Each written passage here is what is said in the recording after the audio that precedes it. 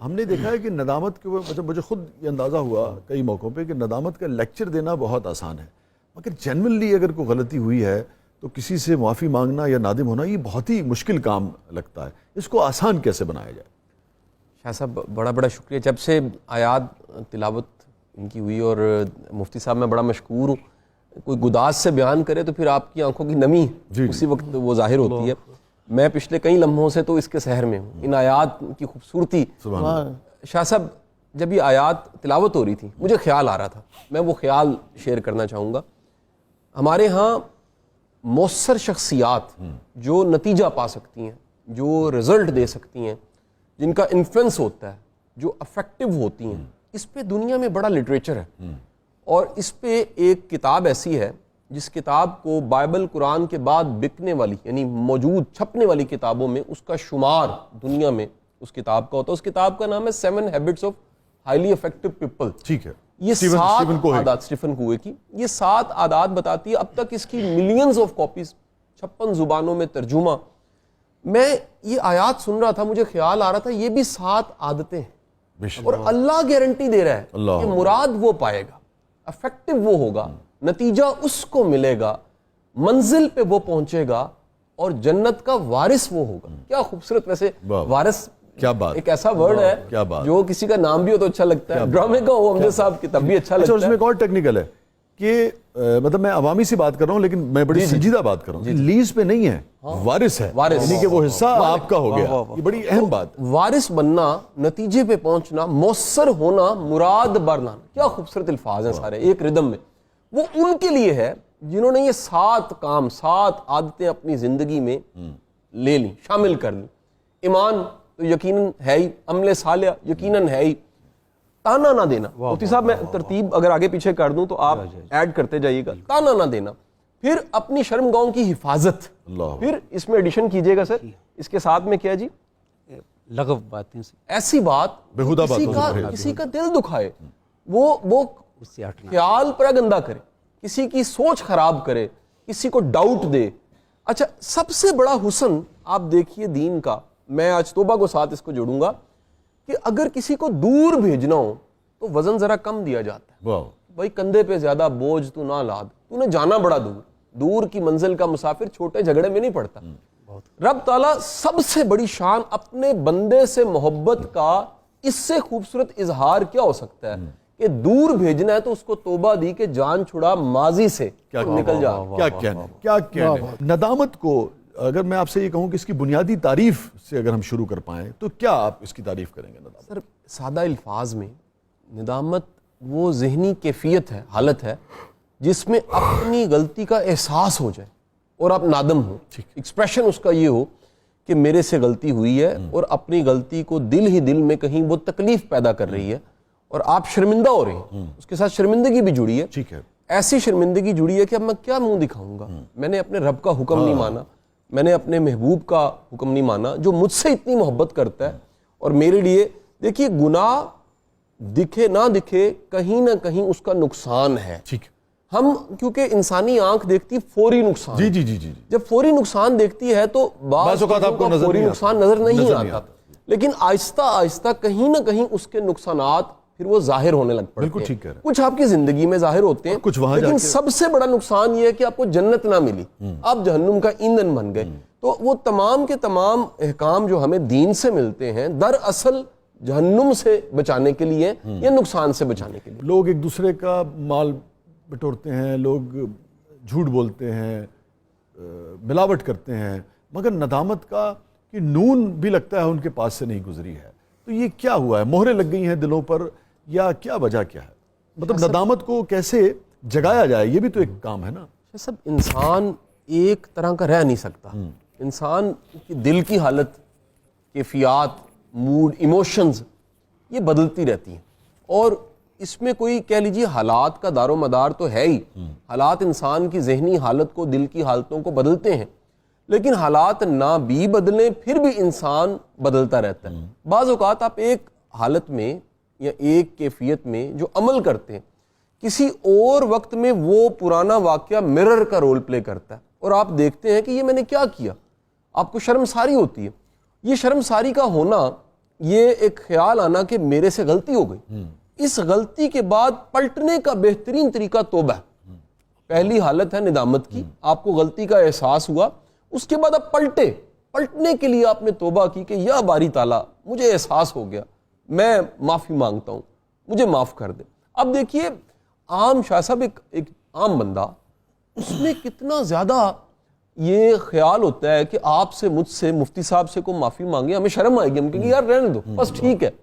وہ کائنات کا رب، اس کا کیا انداز ہوگا، اس کا بندہ پلٹنا چاہتا ہے اور پلٹنے وقت وہ اس کو کتنا ویلکم کرتا ہے۔ ایک پرانی روایت سنائی جاتی ہے سمجھانے کے لیے کہ ایک بادشاہ کے 2 بیٹے تھے، ان میں سے ایک بیٹا ذرا لابالی طبیعت کا تھا، اس نے اپنے حصے کا مال و متاع لیا، اجاڑنا شروع کیا اور دور کہیں نکل گیا۔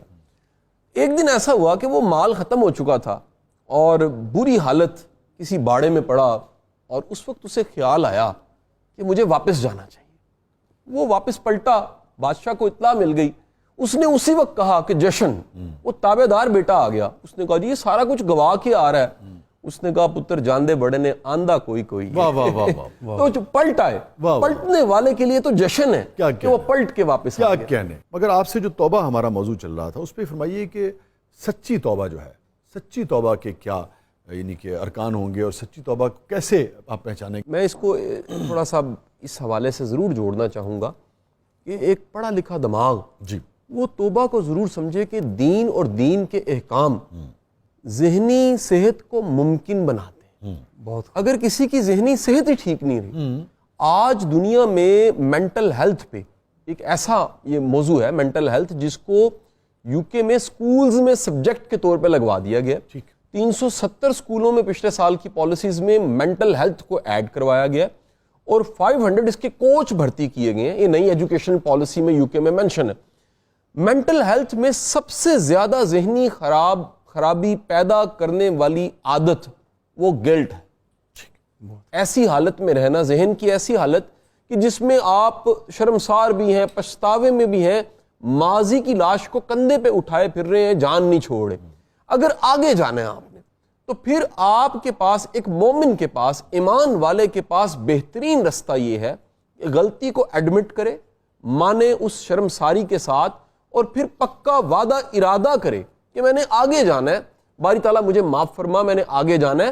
دراصل توبہ اس یقین کا نام بھی ہے کہ رب معاف کرنے والا ہے۔ سبحان اللہ۔ ایک شخص اگر توبہ نہیں کرتا اور اس کا توبہ پہ یقین نہیں ہے کہ جی وہ معاف کرے نہ کرے، یقیناً وہ معاف کرے نہ کرے، اس کے پاس اختیار ہے، لیکن اس کو یہ یاد رکھنا چاہیے کہ اس کی رحمت غضب پہ حاوی ہے۔ وہ کہتا ہے کبھی میری رحمت سے نا امید نہ ہونا، تو کہیں لگتا ایسا ہے کہ نا امید رہنا بڑا گناہ ہے، ٹھیک ہے، یا یہ خیال کہ وہ معاف نہیں کرے گا۔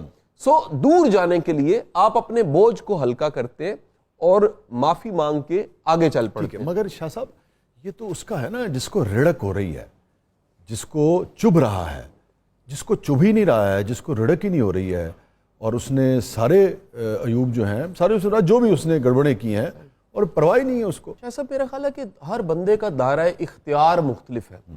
گناہگار وہ کوئی ماڑا بندہ بھی ہو سکتا ہے، وہ صاحب اختیار بھی ہے۔ صاحب اختیار کو اس لیے ہم ذرا مینشن کر دیتے ہیں کہ اس کے اختیار سے بڑی دنیا متاثر ہو رہی ہے، اسی لیے تو۔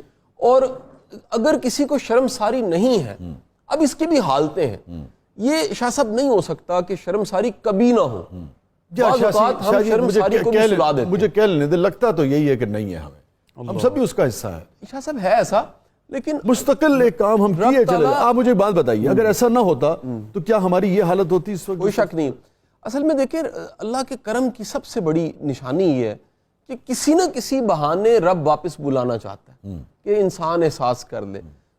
کوئی دکھ آ گیا، تکلیف آ گئی، چیلنج آ گئے، کوئی بھی آزاد نہیں ہے شاہ صاحب۔ ایسا نہیں ہو سکتا کہ کسی کو کوئی پرابلم ہی نہ ہو۔ تو کہیں نہ کہیں وہ شرمساری ٹوٹنا اور ٹوٹنے کے بعد پلٹنے کا امکان یقیناً رہتا ہے۔ اور رب کی شان یہ ہے کہ وہ جو بندہ پلٹتا ہے وہ ویلکم کرتا ہے اس کو کہ میرا بندہ لوٹ کے میری طرف واپس آیا۔ میں یہ جملہ یہاں پیش کرنا چاہوں گا کہ توبہ کا خیال در اصل خوش بختی کی علامت ہے۔ واصف علی واصف صاحب کا جملہ ہے کہ اس سے بڑی خوش بختی نہیں ہو سکتی کہ کسی کو توبہ کا خیال آ۔ سبحان اللہ۔ یہ بار بار توبہ کرنا بار بار گناہ کرنا، یہ کیا نفسیات ہے؟ اور اگر توبہ ٹھیک کی تھی تو دوبارہ کیسے مبتلا ہو گیا؟ شاہ صاحب، انسان کا جو دل ہے وہ ایک جگہ ٹھہر نہیں سکتا، ایک کیفیت میں ٹھہر نہیں سکتا۔ آپ چھوٹی سی مثال لیتے ہیں کہ آپ کے سامنے ایک چھوٹا بچہ آپ کے لیے پانی کا گلاس لا رہا ہے، جس کا بڑا کوئی بہتر اختیار نہیں پکڑنے کا، پانی گر رہا ہے، اور وہ جو کچدہ سا لایا ہے، آپ پھر بھی پیار کریں گے کہ کیا کوشش اس نے کی ہے پانی لانے کی۔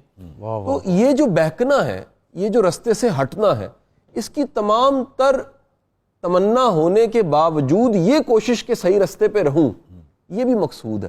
تو آپ غلطیوں کے باوجود پلٹتے ہیں، توبہ کرتے ہیں اور پلٹ کے پھر آ جاتے ہیں۔ میرا ایک دل کر رہا تھا کہ مفتی صاحب بات کر رہے تھے جنتیوں کی اور دوزخیوں کی، تو ایک لٹریچر کا چھوٹا سا پیس ہے، بڑا چھوٹی سی کہانی کا حصہ میں وہ سنانا چاہوں گا۔ ضرور۔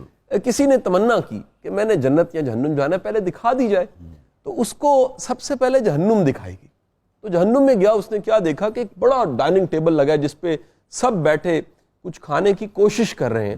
اس نے کیا دیکھا کہ پیالے ہیں، اس میں سوپ ہے، اور سب کے سب ایسے بھرتے ہیں، اپنے منہ میں ڈالنے کی کوشش کرتے ہیں، لیکن یہ جو جوائنٹ ہے جہاں پر ٹرن ہوتا ہے، یہ سٹریٹ ہے۔ سو وہ بھرپور کوشش کے باوجود اس بے بسی میں پلٹ نہیں پاتے اپنے منہ کی طرف، اور وہ نیچے گرتا رہتا ہے، لہٰذا دامن ان کے اس شوربے سے، اس سوپ سے بھرے ہوئے ہیں۔ اس نے کہا جنت دکھا دیجئے۔ تو جنت میں وہ کیا دیکھتا ہے کہ ایک ایسے چمچ بھرتا ہے، سامنے والے کے منہ میں ڈالتا ہے، سامنے والا اس کے منہ میں ڈالتا ہے۔ تو جہاں بانٹا جاتا ہے وہاں جنت ہوتی ہے۔ یہاں بھی جو بانٹ رہے ہیں وہ یقیناً جنتی ہوں گے۔